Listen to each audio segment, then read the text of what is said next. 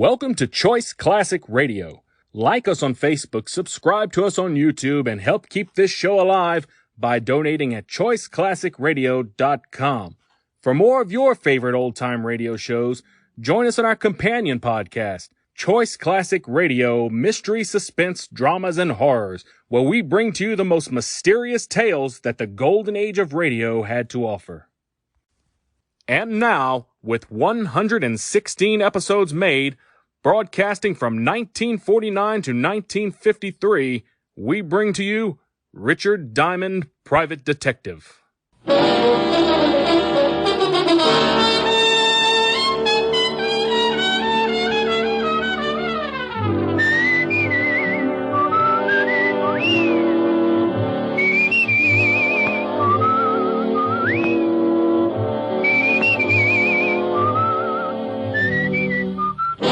Here's Dick Powell as Richard Diamond, Private Detective.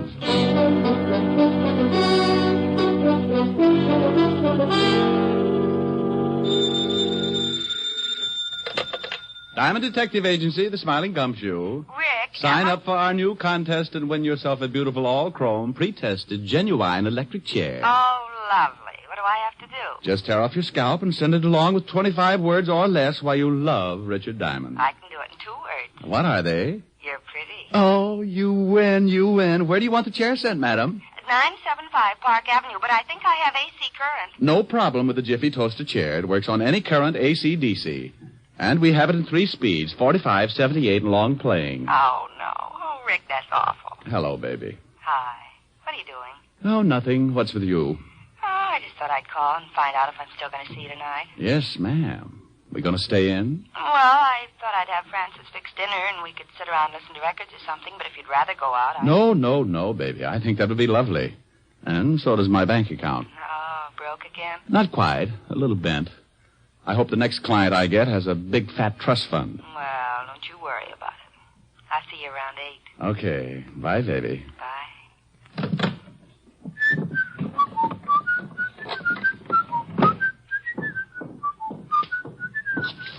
Now let's see. 6 shirts, 4 pairs of socks, and... Hey, how did that get in there? Well...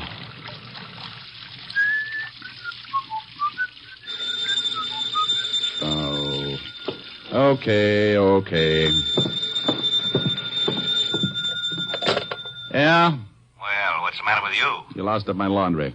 What are you talking about? Today isn't Tuesday. Okay, Walt, so it isn't Tuesday. Nothing's happening around this place. I felt like doing some washing. Why don't you put it away and come on down here? I'll give you something to do. What do you mean? You sound like you're surrounded by Sergeant Otis's relatives. I got a big headache. I think maybe you can help me with it. Trouble? All over the place.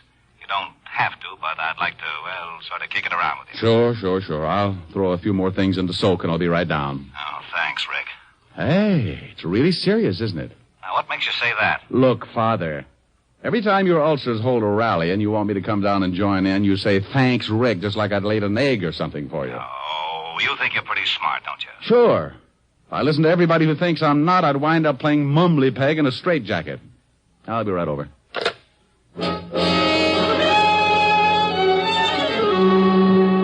Well, that's the way trouble can get in the way of an otherwise quiet afternoon. Walt doesn't usually call me like that, but when he does, I know things are bound to get pretty rough. I tossed all of my shirts into soak, closed up the office. 20 minutes later, I was walking into the squad room of the 5th Precinct Police Station. I spotted Sergeant Otis hopping around like a crapshooter on his 10th pass. Well, what's with you, Otis?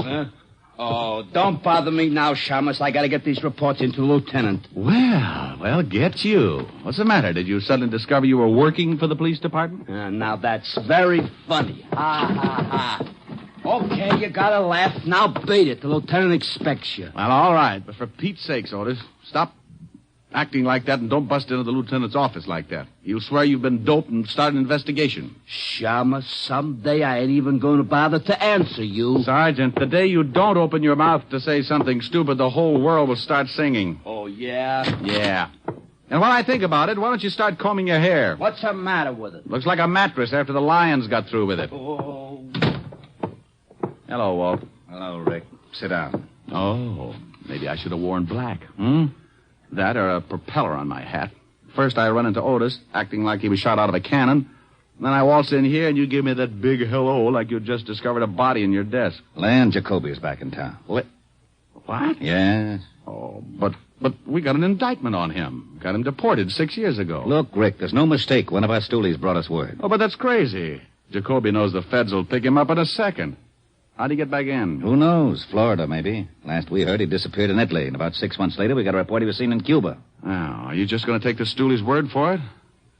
What else have you got? I got 3 bodies to date, and they're all very dead. Jacoby? It's got to be. Why? Well, the first 2 are the guys that turned state's evidence and helped to put Jacoby away. You remember them, Ross and Kreisel. Jacoby swore he'd get him someday. Who's the third? The stoolie who gave us the tip. Walked out of the station, and somebody with a Thompson scattered them all over the front steps. Right in front of the station? Yeah, it'll be in the evening papers. The commissioner is very unhappy. How about the feds? Are they working on him? Up to their necks, but nobody can find out how he got in or where he might be hiding out. Oh, here's something else that makes us sure it's Jacoby. In this town, there are at least 5 of Jacoby's old mob. The minute this thing broke, we started to check. They've all disappeared. You think they're organizing again? Oh, Walt, come on. Rick, now. I don't know what to think. That's why I wanted you to come down. You're one of the guys who worked on the Jacoby case. You remember a lot about it. Well, sure, but... Oh, now you can't tell me Jacoby is going to try to start operating again. It's a one-way pass to that little green room up at Sing Sing. I know it, but you tell me. I don't know how to figure it. You can't find anybody else who's seen Jacoby. Huh? No, just the stoolie. He's going to make a swell witness. Yeah. Lieutenant. Yeah? We just got a report on the teletype. Jacoby? Yeah. Florida reports the body of a man found out in the Biscayne Keys. They checked and found out he was a Cuban, a charter boats for fishing trips. And the immigration boys checked with the authorities in Cuba, and it turns out that this dead guy took a party of 2 out for a trip and never showed up again. Wait a minute. You said a party of 2? Yeah, a dame and a guy. Well, what makes you think the guy with the dame was Jacoby? Because the description fitted Jacoby exactly. And the feds say that Jacoby married a dame in Italy. And the dame that got on the boat fits the wife's description. Mm-hmm. Well, Rick? That's ridiculous. Okay. We now agree on 2 things. Leon Jacoby is back in the States, and it's ridiculous. Will you give me a hand? I need somebody who really knew Jacoby. Hey, Diamond, did you really know Jacoby? Sure, Otis. We used to go out and shoot dumb police sergeants together. Oh, hey, Lieutenant, why don't he ever give me a straight answer? Because it wouldn't fit your crooked head. Now go out and dig up some more reports. Oh, okay. All right, Walt. Now, let's say Jacoby's going to start operating again. He's made sure of one thing. Nobody who's seen him is alive enough to testify. So? So this. I'll 8 to 5. Jacoby's going to make a quick haul someplace and do one more killing. You expect the killing? I expect an attempt. He's gotten 2 of the guys who put him away. He's just got one more guy to tag. He said he'd do it himself and with a knife. That means he's got to find you. Yeah. The haul must be really important for him. The risk coming into this. He probably needs money to keep going, so he'll pull off the job and then try to get me. And he'll leave the country the same way he came in. Nobody can ever swear they saw him. Except the 5 guys in his mob. I think he'll kill every one of them, too. That's a lot of doing. Jacoby's a lot of killer. Now, we've got to find out where at least one of those guys is. We'll find Jacoby and try and stop the slaughter. Yeah, but you've got to watch your step, Rick. There's no telling when he's going to pull off the job and try to go to work on you. Look, I'm not happy about it. I'm really the guy who's responsible for putting Jacoby away, and I know him pretty well. He's got a vendetta, Walt, and guys like Jacoby don't figure they're their brother's keeper. The score is 2 out of 3 with 1 to go. He'll try his best to kill me and even it up. Well, where do you say we start? I know. Oh, give me a list of the 5 guys you think are with Jacoby and all the information on them you got. It is right here. All right. Put 2 of your best men on these 3 guys at the bottom of the list, and you and I will start with these 2 on top. Okay, but I hope we find Jacoby in time. Walt, so do I. The way he uses that knife, I'll have to have all my clothes made out of bandage. Walt assigned 2 of his best men to start checking on the 3 names at the bottom of the list, and we took off for Flatbush. Our first man was a hoodlum named George Vale, and one of his favorite hangouts was a pool hall on Church Avenue. Snooker or straight pool? We want to talk. You want to talk? Go over to the park. Get yourself a box. Oh, look, your wisecracks can only give you a hollow mouth. Show him the badge, Walt. Oh, cops. Oh, what do you want? You know a man named George Vale? Nope. Let's go. Hey, wait a minute. Look, I'm not going to fool around. The answers here will be a lot easier. We know Vale comes here a lot. If you don't want to tell us about him, the boys at the station have got time to help your memory along. You can't haul me in. What's the charge? Withholding police evidence. It can get you a couple of years. Let's go. Hey, wait a minute. Okay. Okay, what? Oh, wait a minute. I just want to be sure no one sees me talking to you. Okay. I don't know much. Vale ain't been in here for a couple of days. Where does he live? I don't know. I swear I don't, but I do know it's in the neighborhood. Sometimes I see him coming out of a little delicatessen across the street with a bundle of groceries. Let's go, Walt. Yeah. Oh, thanks, Sporty. It's guys like you who make the police department such a happy little group.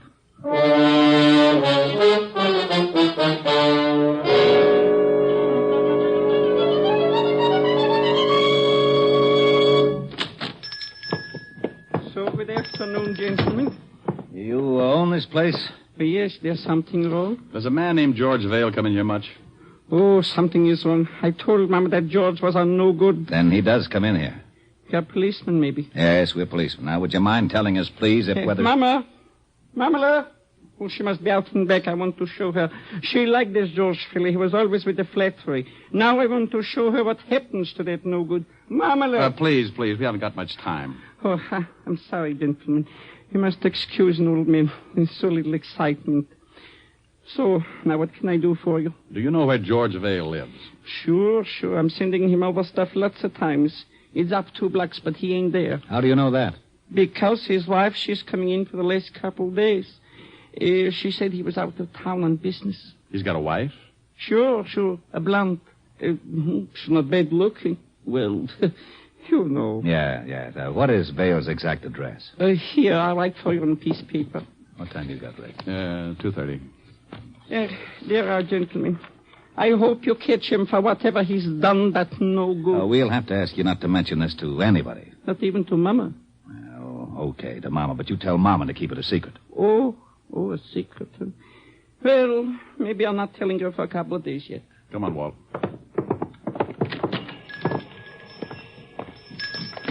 We going down to see Vale's wife? No, I got a better idea. Well, don't you think she'd know where Vale is? Maybe, but she's not going to tell us.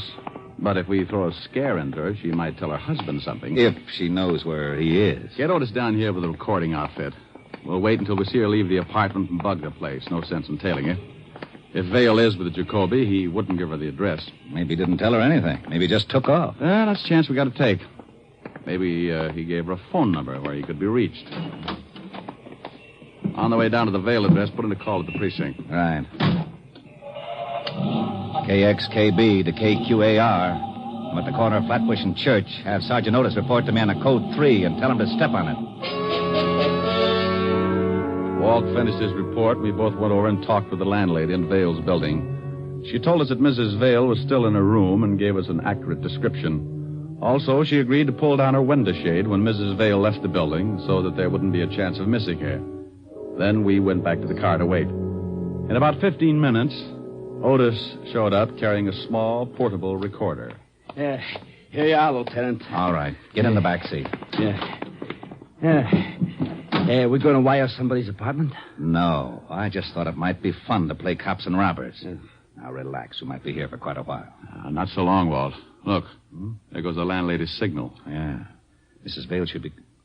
There she comes. Yeah. Otis, get set. We got to go up there and plant a bug before she comes back. I'm set. I got 4 cars at the intersections just in case she's got a car. If she walks, I got 4 men to tail her, depending on her direction.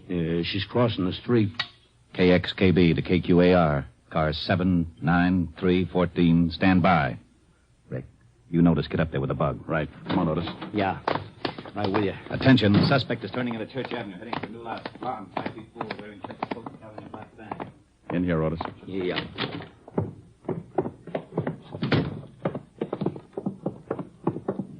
Well, this is her room.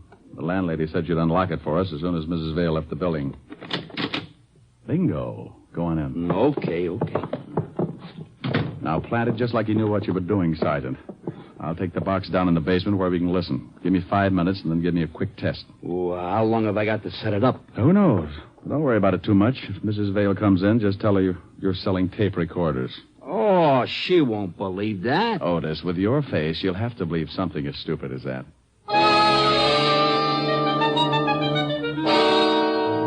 I dropped the wire out of the window and went out and down into the basement. It was a slipshod way of wiring a room, but we were in a hurry, and it would have to be enough. I set it up and waited for Otis to start croaking. Okay, Diamond. I'll start counting. 1, 2, 3, 4, 5. 6. Hey, I think I hear somebody coming. I'm going out the window. I'll see you in the basement.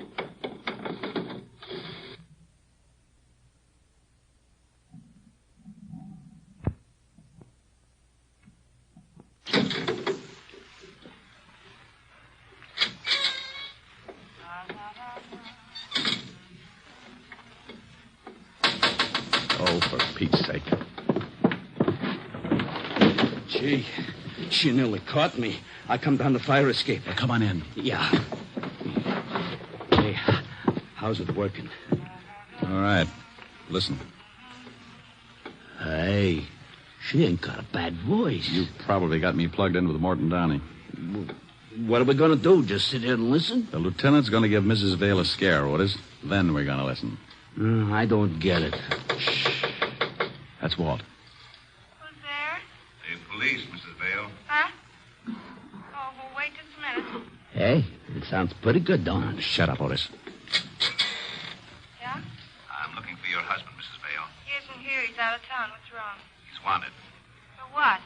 Murder. Mind if I come in? Got a warrant? Okay, make it tough. Where's your husband? I told you. Well, we're out of town. You didn't tell me.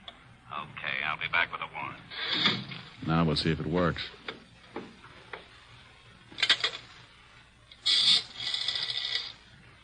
Oh, operator. Evergreen 33349, please. Yeah. Oh, George there? Oh, tell him Mary. Hello, honey. Oh, look, I'm sorry. Yeah, I know, but this is one of those times. Yeah, a cop was just here. Yeah, cop. Murder. I don't know. No, I didn't let him in. Huh? Oh, I never thought of that. Okay, I won't call again. Bye, baby. Okay, Otis. Stay here and keep this thing going. I got to get back to the lieutenant.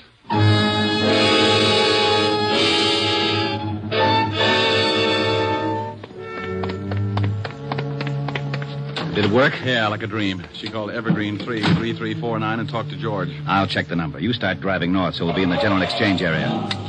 KXKB calling KQAR, code 600 and Evergreen 3. We headed across town while Walt put in the code to the precinct. In less time than it takes Sergeant Otis to say, oh, yeah, we had our address.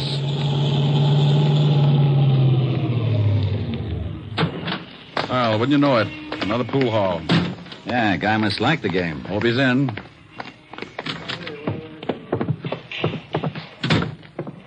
Pretty crowded, I don't... Oh, yeah. Yeah, there he is. He sees us. He's going for the back door. Let's grab him. Right. Hey, let me go. Take your hands off me. You're busting my arm. Just take it easy, Vale. All we want to do is talk to you. Come on, outside. Okay. Go on, Vale. In the car. Quit shoving. I'm going. Walt, I'll wait. Now, Rick! Where did that shot come from? Got Vale in the chest. Yeah, across the street. Stay down. Yeah, look. Look, Vale, you're not going any place now. We know you're working for Jacoby, and we know he's close. The guy who just shot you is working for Jacoby, too. You're not going to cover up for a louse who just fingered you, are you? Jacoby's looking for you, too, Diamond. He's gonna cut you up bad. Where's the hideout, Vale? I'm going to put in an 800 on this, Rick. I want this whole area surrounded. Come on, Vale. Where's Jacoby? 455. Vale. Oh, swell. Repeat, code 800 from Central Park West to 10th, from 59th Street to 64th Street, KXKC, now at Pool Hall, 9th Avenue, 60th Street. Okay, Rick, what's with Vale? Yeah, nothing. Dead? Yeah. Gave me half of Jacoby's address, 455, and then made the trip. 455? Well, come on. There can't be too many 455s within walking distance. What about Vale? Yeah, I'll call in for the wagon. Go ahead. I'll start checking apartment numbers. Now, you wait a minute. You better take it easy. Jacoby would like nothing better than to have you go knocking on his front door. If I know Jacoby, Walt, he's got the radio on, and he knows just what you're doing. Besides, that fingerman will tell him about Vale. Somebody's got to find him before he makes a break. He's done enough killing. Well, if you do run into something, you wait for the boys. Walt. Yeah? Bye.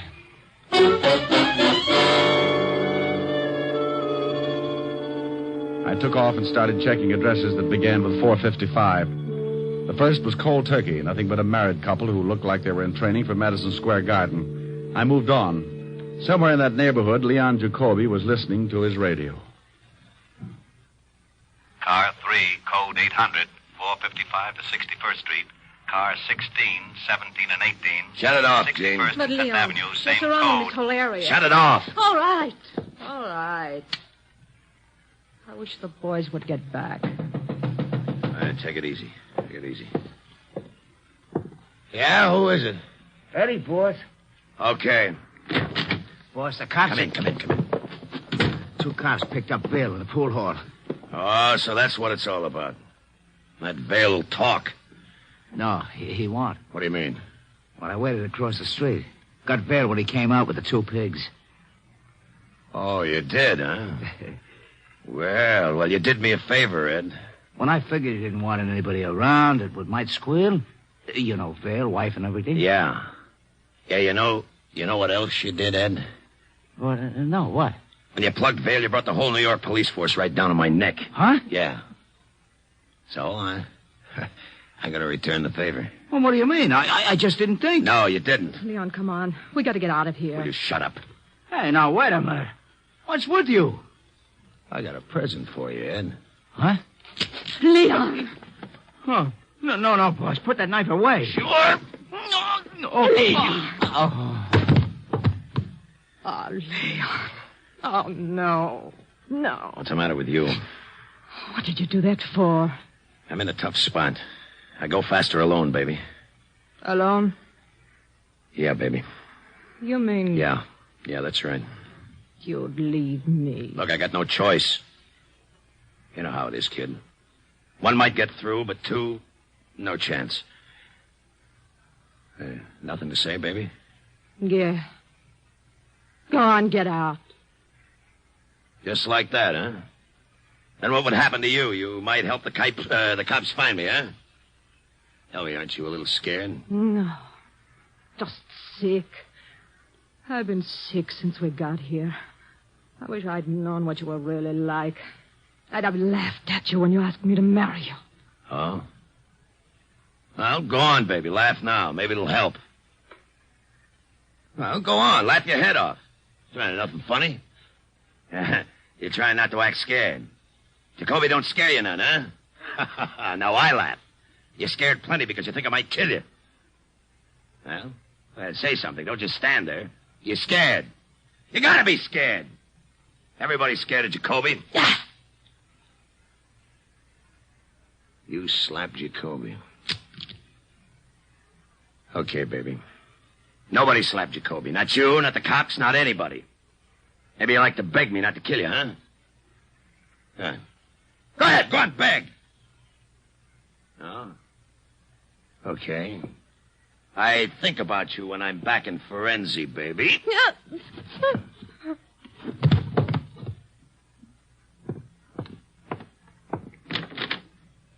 Arrivederci.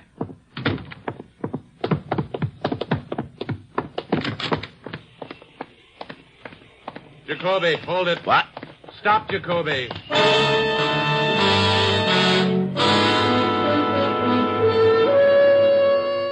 Well, Jacoby had waited 6 years to get a crack at me, and it looked like he was going to finally get his chance. The alley was a dead end. I stopped and listened. The back of the alley was stacked with boxes, and along the sides, garbage cans. He could have been hiding anywhere along the line. I'm coming in, Jacoby. You want to give it up, or do you want to play? The block's surrounded. Okay. I ain't got a gun. Come on out. All right. Only don't shoot, Diamond. Walk over here. Hey, you see, I ain't got a gun. Now, don't shoot, please. Shut up, slob, and start walking out. What you gotta act like that for, huh, Diamond? Come on, Jacoby, move. So, what do you cops got against me? What'd I do, huh? Nothing, Jacoby. Not a thing. Start moving. Well, why you gotta get so tough? Or maybe you're scared. Scared to death. Now, if you don't hurry up and move, I'm going to shoot you full of holes. I'm so scared. All right, Diamond, all right. I ain't got no gun, so you can push me around like that. What are you going to do to me, huh? Why, not a thing. Haven't you heard? The city went out and bought you a yacht. They like the way you kill people, so they're going to give you the yacht and send you back to Italy. Now walk out of that alley. Okay. Now, you dirt.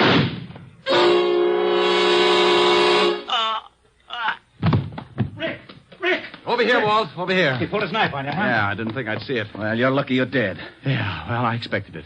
There used to be an old saying 6 years ago. When Leon Jacoby wants you dead, he'll use a knife and you'll lose your head.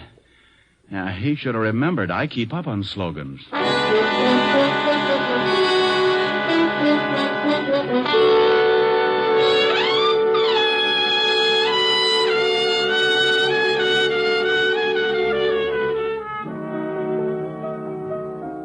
Oh, Rick, that's an awful story. Well, you wanted me to tell you about it. But it's so terrible, and you're so lucky. Yeah, I guess so. You'll certainly know better next time. Oh, I'll never make the same mistake again. Oh, I should hope not. Imagine being in such a hurry you've forgotten threw your socks in with all those lovely white shirts. Plaid now, baby. The color run that much? Sweetheart, when I got back to the office, it looked like Picasso had been in my wash basin. My shirts are ruined. Well, don't you fret. Mommy's going to buy little old Rick a whole new batch tomorrow. Oh, no. Really, I couldn't. It's just against my principles to take anything from a woman. It is, huh? Definitely. What's that song you're playing? 16 neck, 33 sleeve. What? Oh, you idiot. Oh, I was bad. I dropped a real hint. Well, I'll drop a little old hint, too. Very subtly, of course. Sing. Oh, baby, you're the subtlest. Climb aboard a butterfly and take off on the breeze. Let your worries flutter by and do the things you please. In the land where dollar bills are falling off the trees. On a dreamer's holiday. Every day for breakfast there's a dish of scrambled stars. And for luncheon, you'll be munching rainbow candy bars. You'll be living a la mode on Jupiter or Mars on a dreamer's holiday. Make it a long vacation. Time there is plenty of. You need no reservation. Just bring along the one that you love. Help yourself to happiness and sprinkle it with mirth. Close your eyes and concentrate and dream for all you're worth. You will feel terrific when you get back down to earth. From a dreamer's holiday. How was that, honey? Huh? Baby, you're the craziest. What? Now, where did you pick up that expression? Oh, I get around now and then. I know a couple of musicians. Oh, I bet they all play lead kazoo. Come here. What do you want? I want to lay one on you. What? Oh. What'd you think of that, Pops? You want the honest truth? Uh-huh. Solid.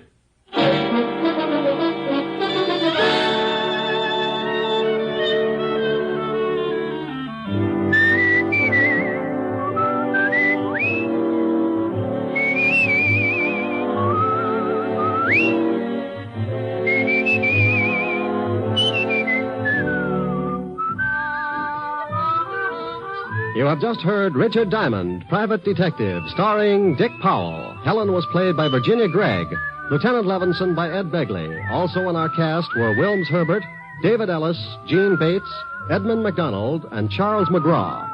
Music was under the direction of Frank Worth. Richard Diamond is written and directed by Blake Edwards.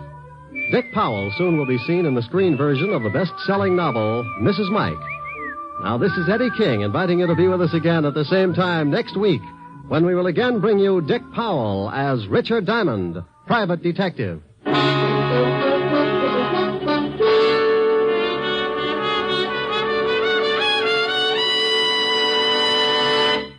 Sunday evening means stellar listening on NBC. Tomorrow, be sure to hear the American theater's foremost acting couple, Alfred Lunt and Lynn Fontanne, in the whimsical comedy The Great Adventure on the Theater Guild on the Air.